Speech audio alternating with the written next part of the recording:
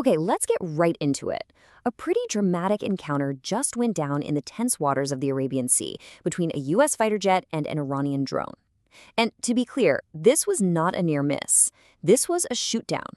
So let's unpack the official reports and figure out what this means for a region that's already on a knife's edge.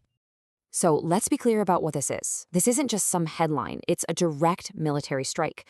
A very sophisticated U.S. fighter jet fired on and completely destroyed an Iranian drone.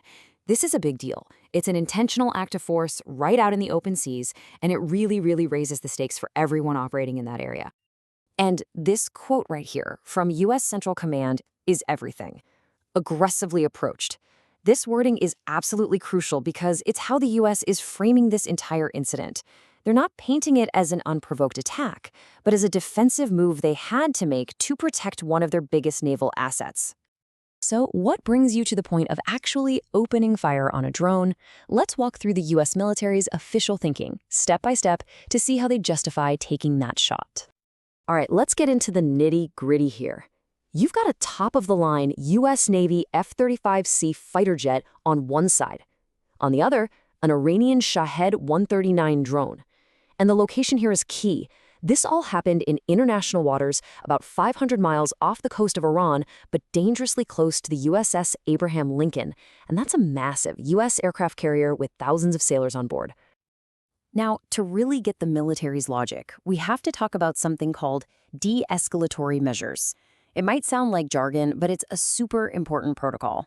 It's basically everything you do before you start shooting. Things like radio calls, warning maneuvers, essentially all the ways you can say, hey, back off without firing a shot.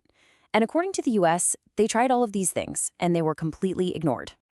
So here's the full justification from U.S. Central Command.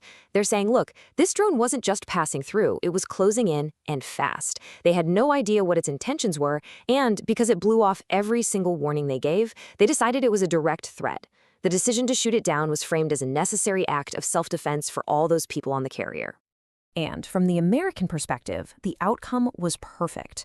The threat was eliminated, and crucially, not a single American was injured and no U.S. equipment was damaged. As far as they're concerned, it was a clean, effective defensive move. But hold on, because the story doesn't end there. That drone shootdown, it turns out it wasn't an isolated event. Not by a long shot. On the very same day, something else happened. And this second incident really broadens the whole context, showing a much bigger picture of what was going on out there. So first, you have the drone incident. Then, just hours later, a totally different kind of hostile encounter. The fact that these happened so close together strongly suggests this wasn't just a coincidence. No, it points to more of a coordinated effort, a rapid and deliberate escalation of tensions, all in a single day. This second event involved Iran's Islamic Revolutionary Guard Corps, the IRGC, a very powerful branch of the Iranian military. And this time the target was different, a civilian U.S.-flagged tanker called the Stena Imperative. They used high-speed boats and another drone to approach it, and they didn't just buzz the ship. They made a direct threat to board it and seize it. So when you look at these two incidents together, a really clear pattern starts to emerge. One in the air against a warship, the other at sea against a commercial vessel. This starts to look less like random harassment and more like a coordinated multi-pronged strategy to put pressure on both U.S. military and economic interests in the region, all in just a few hours.